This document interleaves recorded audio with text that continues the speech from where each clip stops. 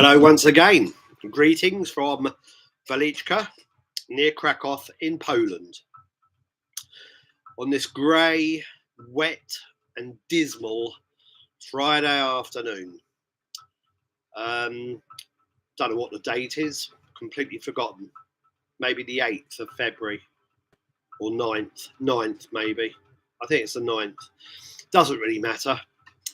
Not a great deal to report beyond my usual litany of complaints about delays and everything else, which I'll go into shortly. But the main news here, for the moment at least, is the fact that the Fallen Sun debut album, Beyond the Flat Earth, arrived just over 2 weeks ago, and it's on Fourth Dimension Records. This is the debut by a Malaysian artist who's also responsible for the actual graphics adorning the sleeve. Very interesting, very nice sleeve as well. So, and this features 10 tracks of controlled digital and analog noise. So a combination of both, I understand. There's some rhythmic elements in there as well. It's pretty crystalline as well, and it's quite nuanced. And as you can perhaps tell from the artwork itself, it's not part of the kind of contemporary power electronics inspired wave of music, or the wave that's been going for a number of years now. This, I can't say it's from an academic background as such, but it's probably partly inspired by the power electronic genre, and maybe some Japanese noise like Merzbow or whatever, but it's kind of got its own thing going on as well. And it's very, very easy to listen to as well. So, but I would say that about most noise releases, to be honest. So, but yeah, very, very good debut. And that's the latest CD on Fourth Dimension Records.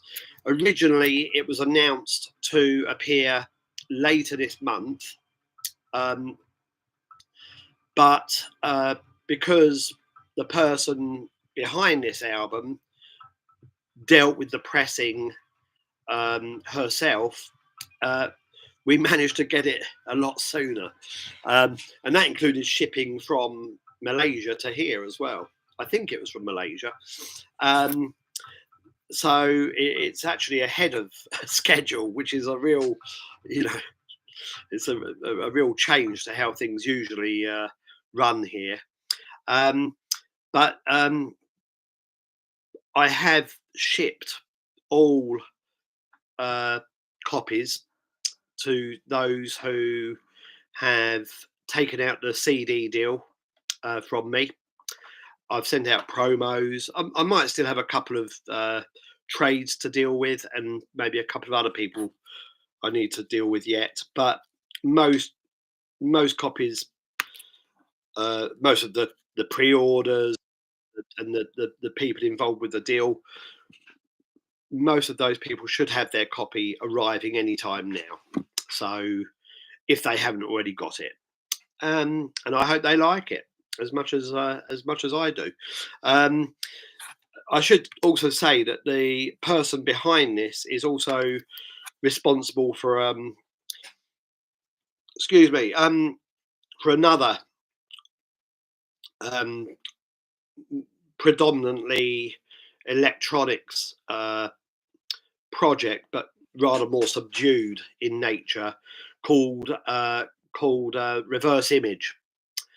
And Reverse Image released a CD in the middle of last year, and I highly recommend it. It's very different to this. yeah, to the Fallen Sun album, but it's a nice counterpart.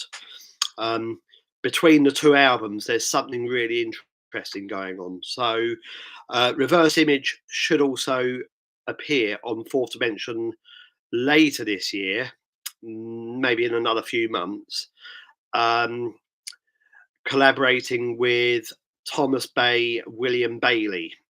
So there's a collaboration CD in the works, but more about that later. Otherwise, as I said earlier, I just wanted to update everybody regarding other releases that people are expecting. Really, the Edward Caspell Tales from the Trenches album, the vinyl LP, was originally mooted for release late last year, but it got pushed back due to various reasons beyond my control. Got pushed back, and I thought it would be ready to release around now. But I had word from Steve Pittis, my good friend Steve Pittis at Dirta Promotions yesterday, who deals with most of my vinyl releases. He wrote to me yesterday and said that there's a problem with the artwork. So, so there's yet again a slight delay. I mean, this is the kind of shit that goes on behind the scenes. I really thought at the very beginning of this year, early January, I thought, oh, great, the Edward Caspell will be ready late January, early February. Well, we're into the second week of February already, technically, because I think it's the 9th of Feb today. And we're still looking at some artwork problems. And that kind of underlines some of the crap that goes on behind the scenes. I didn't know that there was an artwork problem until yesterday, and we're trying to smooth that out at the moment. I hope Puppy 38 can once again rescue the situation, and hopefully we'll see the amended artwork reach Steve sometime in the early part of next week, and then hopefully it's full steam ahead with the actual production once we approve the PDFs of the artwork. So I do apologise profusely in the meantime to everybody who pre-ordered this LP. Once this album appears, there will be the final double LP. The reissue of I Am the Dirt Under Your Fingernails. And again, I set up the pre-order in the middle of last year, I think, and in hindsight, it was rather premature because once again we had some artwork issues, excuse me, and things just got delayed. And I'm not in a position just to release loads of vinyl simultaneously. I originally thought final would happen late last year, October, I think, was the original month that I had scheduled, and I thought Edward Caspell would follow late November, early December. But now Edward Caspell is pretty much ready to go. Final is going to be a lot more expensive, and I need to. I've got lots of pre-orders towards the album, but it's going to be a bloody expensive release.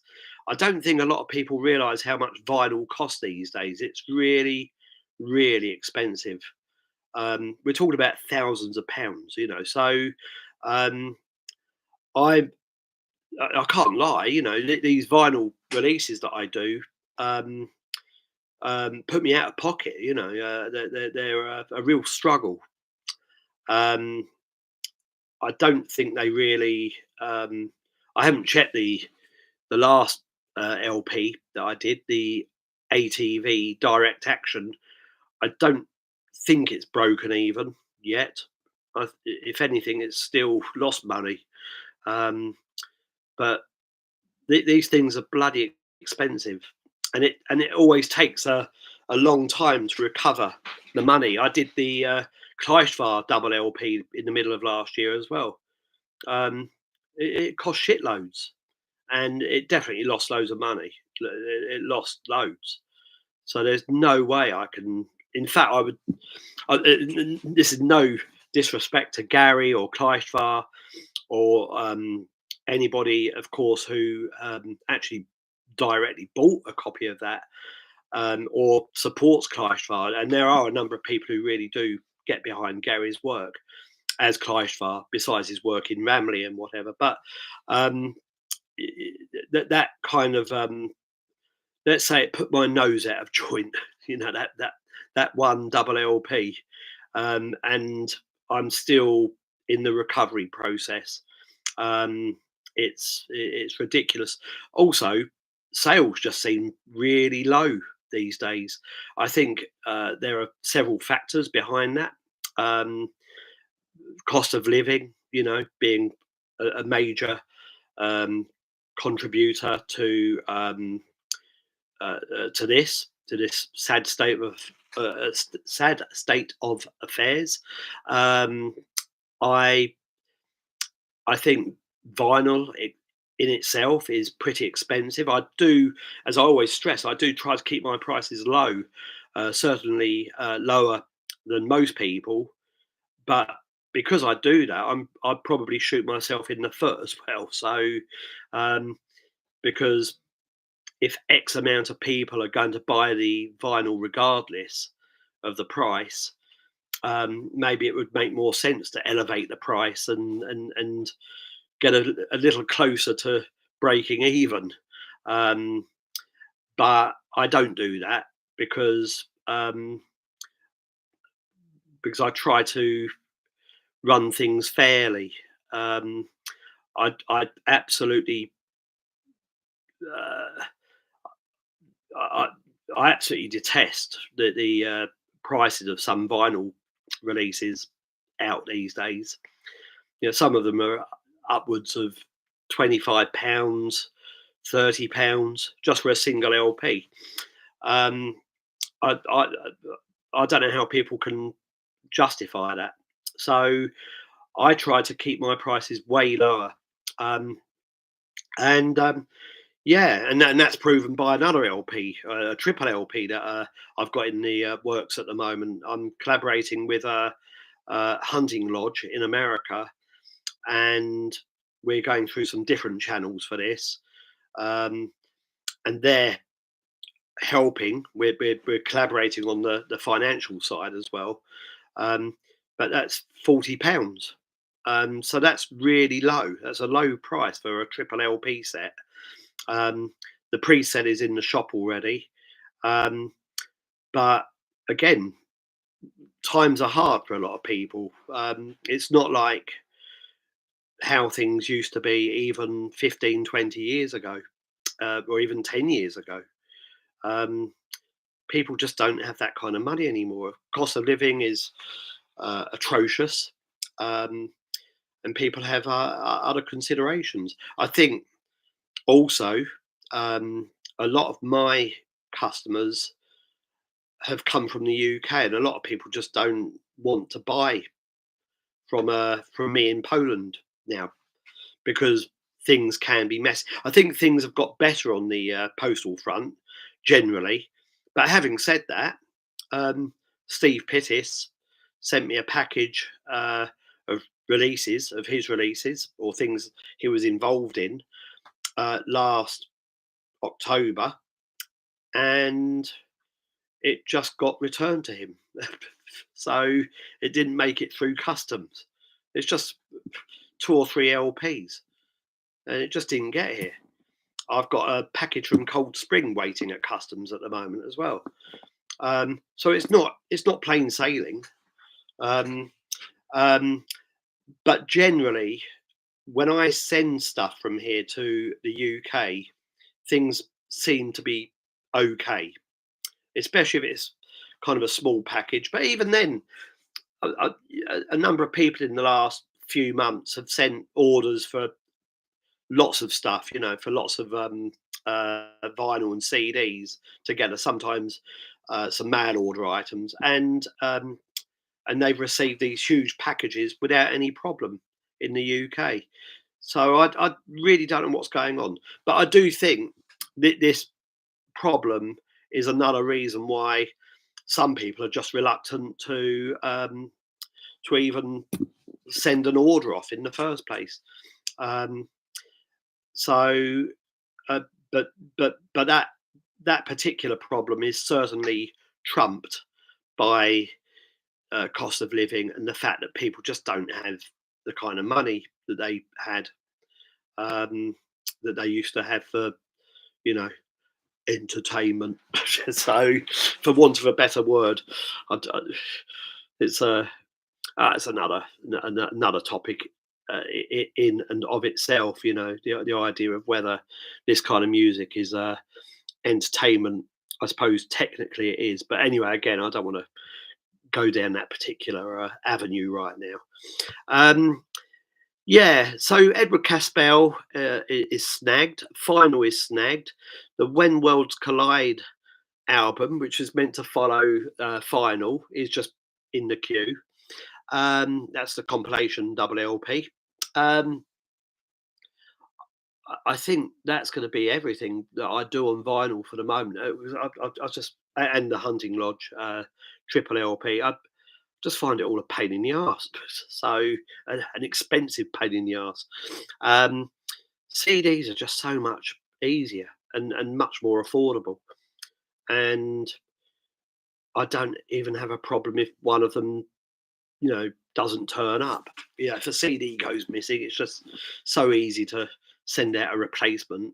And they're easy to package and they don't get damaged. There's not that risk. There's so much going for them. So I don't know why some people are so against CDs. I love them. I still buy CDs. Um, um, but yeah, uh, so vinyl I've covered. The next CD that I'm doing is the Mummies and Madmen album, the reissue on Winter Hill Recordings. Excuse me, I'll have a slurp of tea.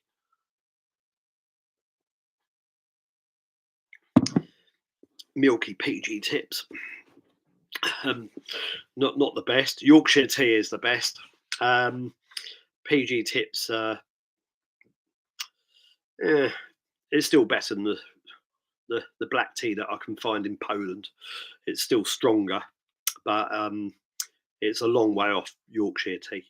But I've run out of that. So I think there's a shop in the centre of Krakow that I can buy it from as well. But anyway, enough about tea. Mummies and Madmen is in production at the moment, so I hope that particular CD, which was it was also meant to be vinyl originally, and then I thought this is just going to be a kind of an expensive hole in my pocket again. So the interest, and again, no disrespect to anybody concerned, especially Alan Ryder, who's the guy behind Mummies and Madmen, and I think the album, the music on the album is fantastic. It's really, really interesting. And I think it was from 1984 originally, and it came out on cassette on slob tapes. But no disrespect to Alan or the other guy in Mummies and Madmen, but this album just wouldn't have it just wouldn't have broken even if I'd gone ahead with a vinyl release. I'm not rich, only by name, So unfortunately, so I think people don't believe me when I say this, when I stress this, but everything runs from the red, and pockets with holes in, and a wallet that's falling apart at the seams. So I don't know how I've managed to do it for so long, really. Um, but that's how it's always operated. You know, nothing ever really turned a corner for me. So, um, so there we are. I'd love a release to just, you know, have a huge demand, and the only thing that ever happened to that end was the Sleaford Mods single. Um, but this was before they really broke through to the mainstream. And yeah, we did lots of these, but they didn't. You can't make money on a bloody 7 inch. Jeez. So by the time you've uh, given the royalty copies to the group and covered all the expenses involved in that, and um, paid for the actual pressing itself, uh, there's not really a lot left. So um, so if indeed there's anything, I've never really worked it out. So it's not why I do this, but you know, but I didn't notice any difference to to anything. But that's the only thing that really did okay for me, or in terms of the amount of demand. Um, I think there were 4 or 5 pressings of it in the end.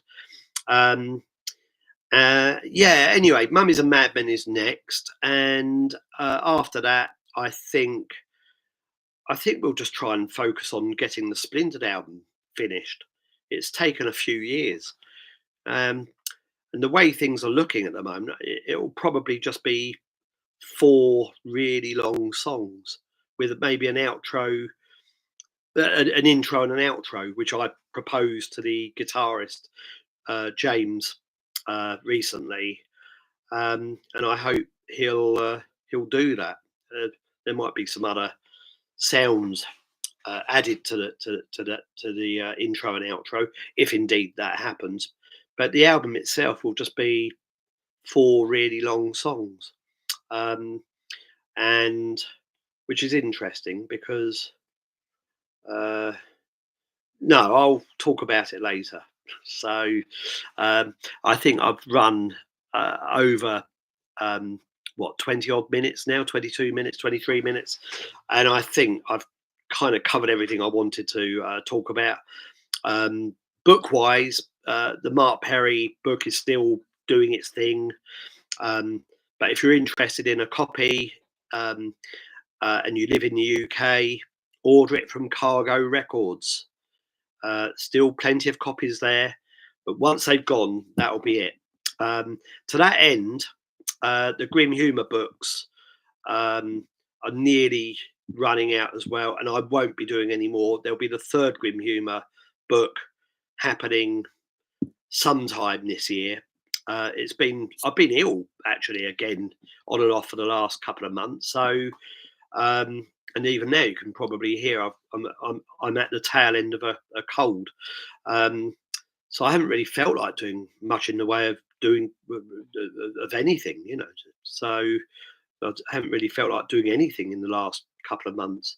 I've been we had Christmas, and then everybody here at home has been sick, and that includes our daughter, and that means you know taking care of her because she's really young. So, um, so yeah, but I think next week I can really get stuck into the work on the book again, the third Grim Humour book, and then hopefully it will still be happening in May or June, or we'll at least have it ready by then, to print or soon after.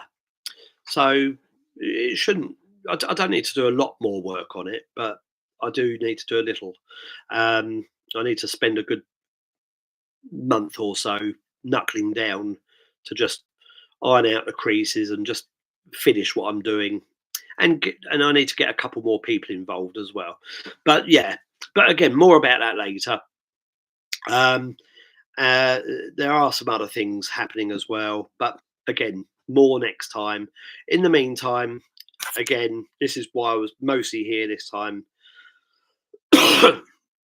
It's a good album, highly recommended. Very happy to have this part of the Fourth Dimension roster, and uh, looking forward to the next released by the artist Reverse Image with Thomas Bay, William Bailey. News on that in due course, and I think I'll leave it there. So thanks a lot.